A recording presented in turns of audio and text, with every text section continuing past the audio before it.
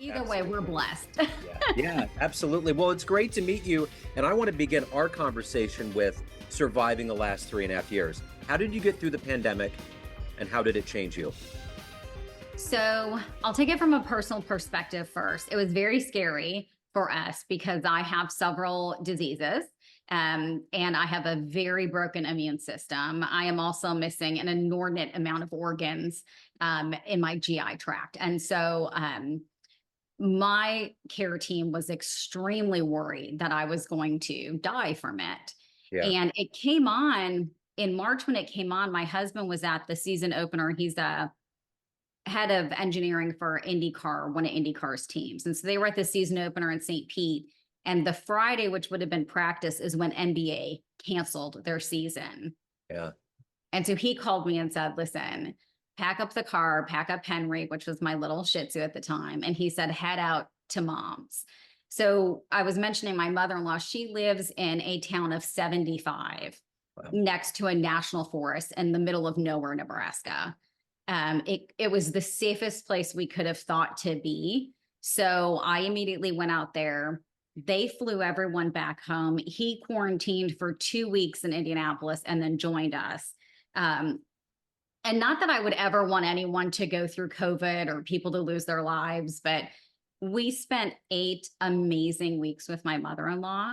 They were fantastic. Like, who else in their 40s and 50s gets to spend 8 weeks, like just hanging out with their parent, right? And I will say happy hour started moving from like 5:30 to 4:30 to 4. It finally got to like 3:30. And I was like, Yeah. it's 5 o'clock somewhere. Yeah, Um, exactly. and so it was scary. I did not get COVID. We both got it in December of 2022. Yeah. So I got very sick. He was sick for like 2 days. Yeah. But so things like the vaccines are really important for someone like me and someone like my husband who's around me. From a business perspective, it's just been wild, right? Like everything on Zoom and just pivoting in that direction. I owned a digital marketing agency at the time, Dekaf Digital, which I successfully sold in May of 2023.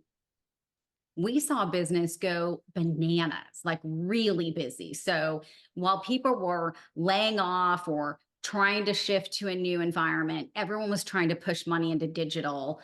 All of the retailers were like, we constantly have to update our Google Maps, our Google business listings. So our business grew significantly, which again, you don't want to ever go through that. That would not be the reason I would want business to grow, right? Yeah. But I would say in the last 3 years, I think it was 2021 to 22 or 21 to 22, we grew like 400 and some percent year over year. And we had grown triple digit percentages the year before that. So I was very grateful because I was able to give people jobs, keep them employed, Yeah. give them good salaries. And then in 22, I finally felt comfortable enough where everyone could come together. So I did 2 offsites, 2 retreats, one in Indianapolis and one in Mexico.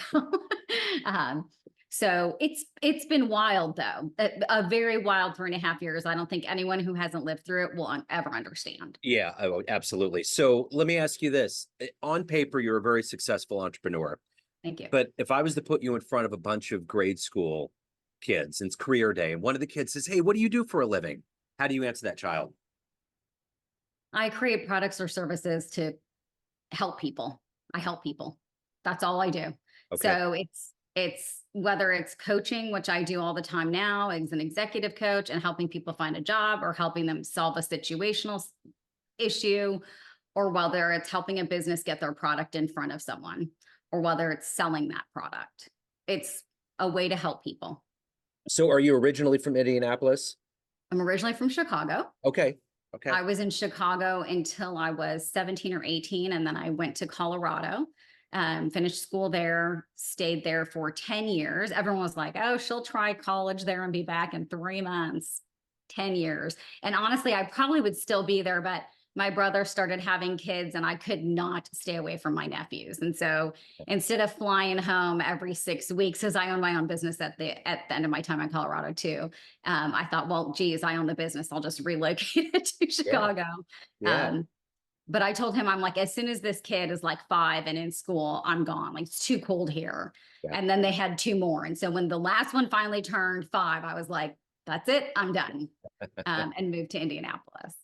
So how did these seeds get into you to be an entrepreneur and to excel and to be who you are? How did all that happen? You know, I think it's my dad. My grandfather, my paternal grandfather, was an entrepreneur. He owned TV stations and radio stations in Spain and Argentina. And my dad has had several businesses, from cell phone accessories to, before microfibers were like everyone's latest rage for cleaning, he was selling them to companies. And so he's really the entrepreneur bug.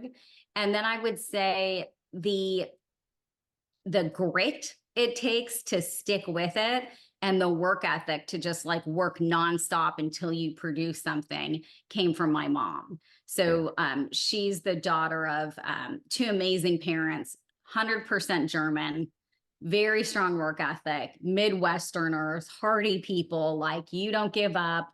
Yeah. It's, the blizzard of 83, you go to work if you have to walk there, like, Yeah. so that kind of stick to itness came from her. So who's been a hero for you in your life?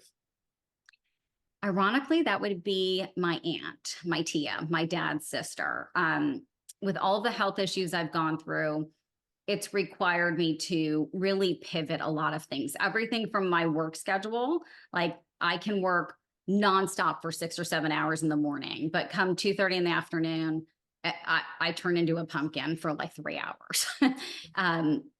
She has come and lived with us for 2 different times for 6 months at a time, just to kind of take care of me. Nothing else than just taking care of me and our house and Henry and Eric. But she's also kind of a hero to me and someone I really look up to, because she checks in. We talk nonstop through WhatsApp because she's home in Argentina. And she's someone that's like, how are things going? Are you eating properly? How are you feeling? Don't work too hard. So whereas I have a lot of professional heroes and mentors, she's the one that kind of keeps me centered about everything that's most important in your life. So let me ask you this. If you can meet anybody alive on the planet right now, who would you love to meet and talk to? Michelle Obama. Yeah. She's always Yeah. number one. She just, and I don't know if it's for the same reason, but she has a very successful marriage that she's had for a long time. She's raised 2 amazing children that are strong on their own, that she was able to keep primarily out of the spotlight. She has an amazing relationship with her mother and has really integrated her mother into the family, which I would love to integrate my mother-in-law more into our family. And she's also very successful on her own. She's educated, she's intelligent, she's an author, she's a speaker, but she's also someone that knows how to be thoughtful with her answers. So it's not just like, oh, well, she was the first lady. To me, that's like the last of the list of what she's done. And that's a big accomplishment as well. It's Yeah. just, there's so many more parts to her. I would love to just sit down and have a cup of coffee with her. So she's obviously very highly driven and accomplished. You are as well. What is that motivation? What gets you out of bed every day? What makes you evolve and do the things that you do? Well, my grandfather's nickname for me was Pistol. So I feel like I might have been born this way. But I'm a morning person. So I'm up at 5:30 or 6 every morning and, making my coffee and getting Eric his breakfast and lunch and then getting my day going. And what really gets me up is, what kind of legacy am I leaving in the world when I'm gone? So I was put here for some reason. God had some reason in creating me and putting me on this planet. I don't have children of my own, so it won't be, like my children and grandchildren will do something. For me, it's going to be what legacy and what imprint am I leaving on the world when I'm no longer here? Yeah. So let me ask you this, of all of the things that you've done professionally, what's been one of your best success stories? Ironically, so when I was at Sears, I was our division vice president of social and mobile, and then chief customer officer for online customer care. My biggest accomplishment, or one of my biggest accomplishments, is every year in February, which is very common, retail loves to do layoffs. And in all of the years I was there, I never laid off one person. And so I had this approach where they would come and say, hey, you need to cut X% of your staff. And I'd be like, nope, I need to cut X dollars. So how much do you need me to cut out? And then let me find a way to do it. And then I would take it to my directors and be like, listen, we have to cut this much money out so we can keep everyone's jobs. That was always the most important thing. I literally just got chills. That was always the most important thing to me. And making sure my team felt appreciated, and they were the most loyal. You know, I had great engagement scores, but it was really just taking care of them at every turn. I would rather cut out pencils than cut someone's job. Absolutely. So what's the best advice you've ever gotten? It's kind of typical advice, but be grateful for what you have, and you'll have more to be grateful for. Yeah. So let's say you have a dream tonight. You run into the 20-year-old version of you, and you could give that young version of you a piece of advice based on the wisdom you've gained in your life so far. What advice would you impart on that young version of you? I would say everything comes in time, and be patient.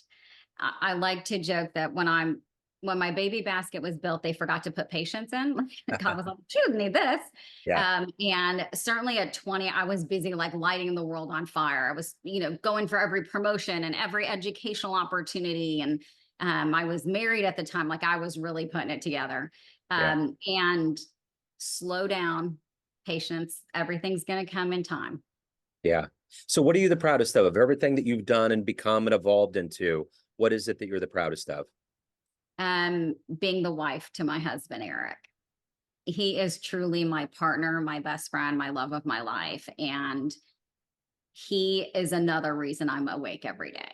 Like, the opportunity to stand by his side, because he's so supportive. So I feel like with him, I can do anything. He's, if I said tomorrow, I'd like to be a pilot, he'd be like, okay, well, let's go to the regional airport and sign you up for lessons. I mean, he's such a supportive person, and that's just how our relationship is.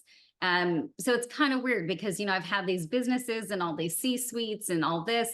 It's literally finding my true partner in this journey that we call life and standing by his side.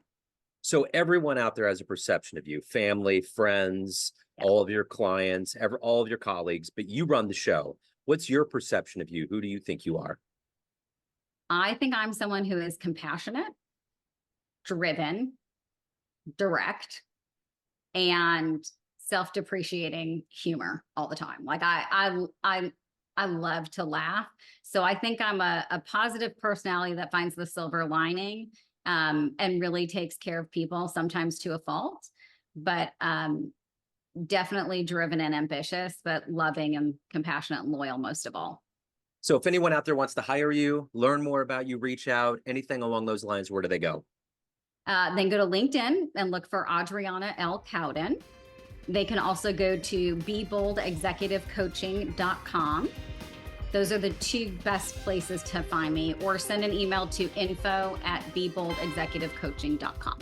Excellent. This has been wonderful. Thank you so much for your story. Thank you for your time. Enjoy that wonderful weather down there. Thank you so much. I hope you have a great rest of your day, Joe. You too. Take care.